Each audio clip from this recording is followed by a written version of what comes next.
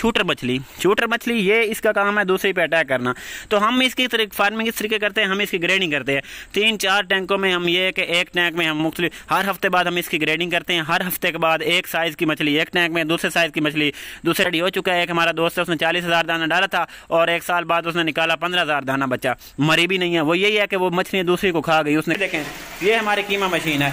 इस कीमा मशीन से जो है ना हम जो है ना इसको गुजारते हैं और जो मछली है ना चिकन को हम क्रश करते हैं। क्रश करके हम उसकी जो हमारी 15 नंबर की जो है ना हमारे पास एक इसकी वो है दूसरी कीमा मशीन जाता है। अब ये फिश जो है ना हमारी 50,000 से 60,000 रुपये पर मन बिकती है। ठीक है, कुछ लोग हैं हमारे कर रहे हैं, कुछ कराची के हजरात हैं, कुछ सरगोदा में जो है वो लोग जो एक्सपर्ट हैं अल्हम्दुलिल्लाह वो लोग इसकी फार्मिंग कर रहे हैं। बाकी जो है ना एवं ही मतलब वो बस टैंक लगाने के पैसे जो लेने होते हैं टैंक लगा के दे देते हैं बस, और तिलापिया पंगासियस और ये कैट फिश डला के पैसे लेके साइड पे हो।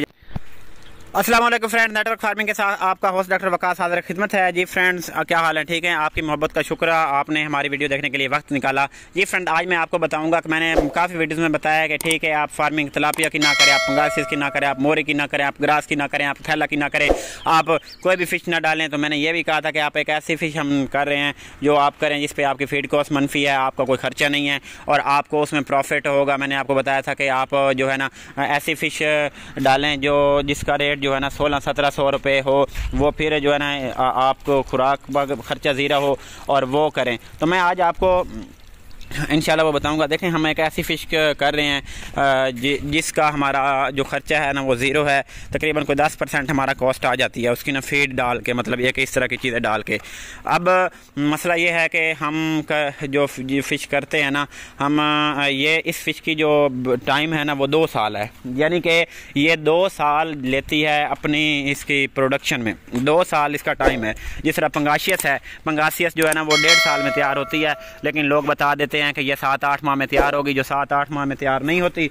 और अल्टीमेटली जो होता है ना लोगों की फ़िश की ग्रोथ आती नहीं है और वो परेशान हो जाते हैं।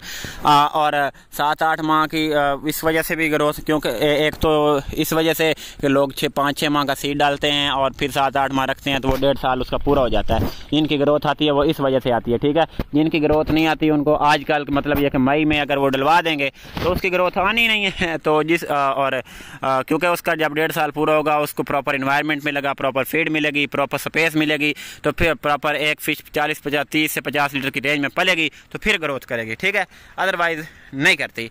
तो बताने का मकसद ये है कि जो हम फ़िश कर रहे हैं ये 2 साल का पीरियड है। हम ऐसा करते हैं कि हम जो है ना फ़िश का सीड पहले डालते हैं। फ़िश का सीड डाल के जो है ना हम उस सीड उसमें उसको डाल के फिर जो है ना हम मतलब ये है कि 1 साल के लिए, अगर अभी हमने मार्च में डाली थी, नेक्स्ट मार्च में हम इस फ़िश को निकालेंगे।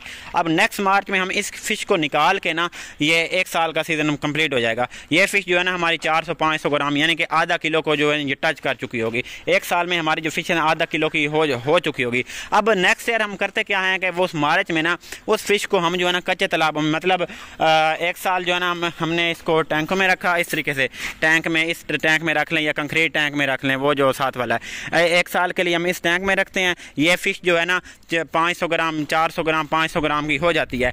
1 साल अब इसका कंप्लीट हुआ। अब नेक्स्ट ईयर जो होता है ना हम इस फ़िश को ट्रांसफ़र करते हैं आगे कच्चे तालाब में। अब यहाँ हमने बतखें भी रखी हैं, हमारी बतखें भी पलती हैं, हमारे खरगोश भी पलते हैं। ठीक है, और हमारी फ़िश भी फ्री में पलती है। तो नेक्स्ट ईयर जो है ना हम उस फ़िश को जो है ना इस कच्चे तालाब में शिफ्ट करते हैं। ये मैं ऑलरेडी आपको दिखा दूँ, इस कच्चे तालाब में शिफ्ट करते हैं। अब इसकी 1 साल लाइफ हो चुकी होती है। ठीक है, अब ये नेक्स्ट ईयर जो होती है ना ये फ़िश 7-8 महीने में ना ये 2.5 किलो से 3 किलो की हो जाती है। आप तो हैरान हो गए होंगे कि एक मछली 1 साल में सिर्फ 500 ग्राम की होती है और आगे 7-8 महीने में ये डायरेक्ट 3 किलो की पहुंच जाती है। देखें मेरी बात सुने, जब भी मछली का बच्चा जो थोड़ा सा वेट दिया मतलब वो अपने आप में आ जाता है, 400-500 का दाना होता है तो वो ग्रोथ पकड़ने वाला होता है। जैसे ही वो डालते हैं वो फ़ौरन ग्रोथ स्टार्ट कर देता है। ठीक है, और इस वजह से जो है ना वो जैसे ही वो हम इसको इस कच्चे तालाब में शिफ्ट करते हैं वो उसका यकदम जो है ना उसकी ग्रोथ स्टार्ट हो जाती है और वो 2.5 से 3 किलो का हो जाता है। अब ये फ़िश जो है ना हमारी 50,000 से 60,000 रुपये पर मन बिकती है। ठीक है, और इसके अलावा ये ये हमारी कुछ पीस 1600 रुपये पर केजी जाते हैं, कोई 1700 रुपये पर केजी जाते हैं। मतलब ये कि 1000 से कम तो ये जाती नहीं, 1000 रुपये से कम बिल्कुल नहीं जाती। तो इसके अलावा हम इसकी फ़ीड का क्या खर्चा है? फ़ीड का हमारा ये खर्चा है कि हम जो है ना इसकी फ़ीड में हमारा जो चिकन है ना, चिकन को हम क्रश करते हैं, क्रश करके हम उसकी जो हमारी 15 नंबर की जो है ना हमारे पास एक इसकी वो है दूसरी कीमा मशीन, 15 नंबर की कीमा मशीन से जो है ना हम इसको कीमा करते हैं और कीमा करके जो है ना इसकी फीड में डालते हैं और उसमें 40 CP पाउडर डालते हैं और फीड और उसका मिक्स करके जो है ना हम इसकी उस फिश को खिलाते हैं। इससे ये होता है कि हमारी जो फीड है ना वो बिल्कुल इसमें चिकन के ऑफर्स भी आ सकते हैं, चिकन भी और थिंग भी आ जाते हैं। वो अगर आप मुझे रब्ता करेंगे मैं आपको बता दूंगा कि हम कौन कौन सी चीज़ें डाल रहे हैं, ठीक है। तो ये चीज़ें हम डालते हैं इससे।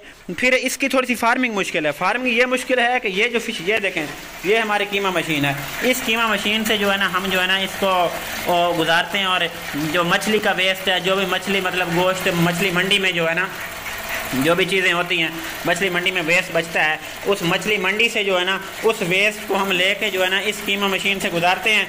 और ये कि इस मतलब ये मोटर लगी हुई है हमारी, ठीक है, कीमा मशीन से जैसे गुजारते हैं ये इसका वो कीमा बन जाता है और ये हमारी बत्खें भी खा जाती हैं, हमारी मछली भी खा जाती है, ठीक है।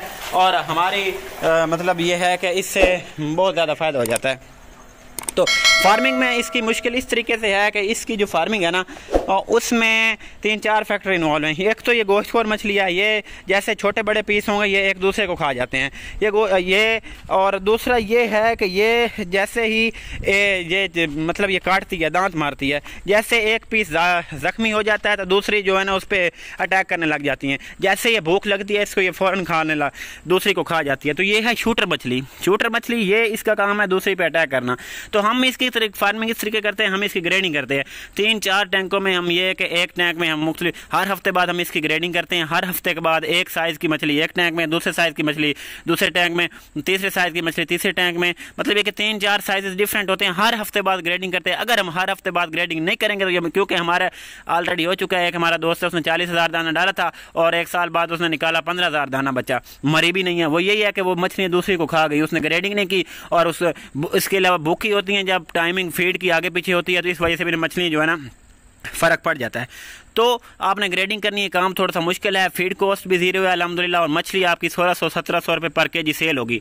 लेकिन आप अगर जो है ना इसको मेहनत से करेंगे, आप तरीके से करेंगे फिर कामयाब होंगे, ठीक है। अगर आप इसको मेहनत से नहीं करेंगे, तरीके से नहीं करेंगे, ठीक है। वो जो फ़िश हम कर रहे हैं ना वो है सोल, इस फ़िश का नाम है सोल। अब मसला ये है कि सोल की फार्मिंग जैसे भी कोई बंदा पाकिस्तान में जितने बायोफ्लॉक वाले हैं 100% जितने जो लोग इंस्टॉलर हैं पाकिस्तान में, मैं नाम नहीं लूँगा, जो मर्जी है अल्हम्दुलिल्लाह मुझे सबका पता है कौन कौन बंदा किस लेवल पे कहाँ टैंक लगा के दे रहा है और मतलब क्या क्या लगा के दे रहा है। क्योंकि हमारी तो फील्ड है, मैं वेटरी डॉक्टर हूँ, तो हमें जो है ना ये सारी चीज़ें हमें चेक एंड बैलेंस रखना पड़ता है। जो भी लोग लगा के दे रहे हैं मुझे पता है वो क्या चीज़ें, कोई भी सोल की फार्मिंग नहीं कर रहा और इसकी वजह से उनको पता ही नहीं है सोल की फार्मिंग कैसे करनी है। कुछ लोग हैं हमारे कर रहे हैं, कुछ कराची के हजरात हैं, कुछ सरगोदा में जो है वो लोग जो एक्सपर्ट हैं अल्हम्दुलिल्लाह वो लोग इसकी फार्मिंग कर रहे हैं। बाकी जो है ना एवं ही मतलब वो बस टैंक लगाने के पैसे जो लेने होते हैं टैंक लगा के दे देते हैं बस, और तिलापिया पंगासियस और ये कैट फिश डला के पैसे लेके साइड पे हो जाते हैं। नुकसान फार्मर का होता है। तो मसला ये है कि सोल की फार्मिंग जो उनको पता ही नहीं है किस तरीके से करनी है, रिसर्च करें तो पता चले। और ये फार्मिंग है मुश्किल, कोई भी बंदा इसको मतलब ये रखे तो ये मछली मर जाती है। तो कुछ लोगों की तो वैसे मरने पे है तो पंगासियत भी मर जाती है, वो सीड सिलेक्शन अगर आप सही नहीं करेंगे तो इस वजह से वो मर जाती है। तो मसला ये है कि आप उसकी फार्मिंग जो है ना हम उसकी फार्मिंग करवा रहे हैं जिसकी वजह से जो है ना लोगों के पैसे भी अल्हम्दुलिल्लाह सेव हो रहे हैं, लोग खुशहाल भी हैं और वो उसकी जो फ़िश की ग्रोथ भी आ रही है, ठीक है। तो वो अगर आपने करनी है तो उसकी फार्मिंग करनी है करें, अदरवाइज़ बायोफ्लॉक में ना आएँ। हाँ, जब ये फीड सस्ती हो जाएगी फिर आप आएँ। और अगर इसके अलावा आपने आना भी है तो फिर अल्टरनेट सोर्स यूज़ करें, ठीक है, फीड कम करें। प्रॉफिट होगा लेकिन प्रॉफिट कम होगा, तो उसका फ़ायदा नहीं है इतनी मेहनत करे कि बंदा जो है ना जहाँ आपको 300 रुपये प्रॉफिट होना है वहाँ 50 रुपये प्रॉफिट हो, तो उसका फ़ायदा नहीं है। उससे अच्छा है जहाँ आपको 300 प्रॉफिट होना है उसको जो है ना आप अडॉप्ट करें। तो इसी वजह से जो है ना मैं आपको बताने वाला था, पहले मैंने प्लान बनाया हुआ था कि आपको गाइड करूंगा, तो मैंने आपको बता दिया तो आप इसकी फार्मिंग करें, ठीक है।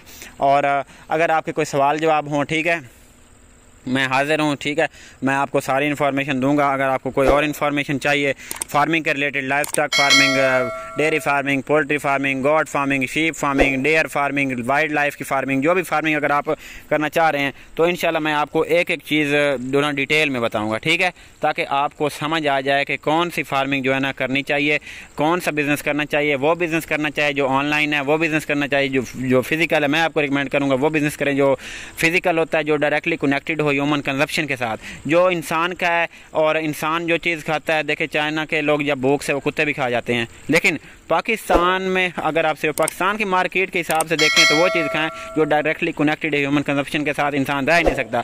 जब गोश्त 800 रुपये हुआ था लोगों ने खाया, तो इस वजह से इस तरह की चीज़ें फार्मिंग करें। ये अगर आप दूसरी किस्म की फार्मिंग में पैसे ज़ाया करेंगे तो वो करते जाएं। तो लेकिन ये कि अल्लाह वालों, जो भी आपने बिज़नेस करना है वो इस हिसाब से करेंगे आपको कल नुकसान ना हो, आप उस फील्ड को कल बदनाम ना करें तो किसी और की वजह से। ठीक है, तो इसी से मुझे इजाज़त दें। Doctor Waqas signing off.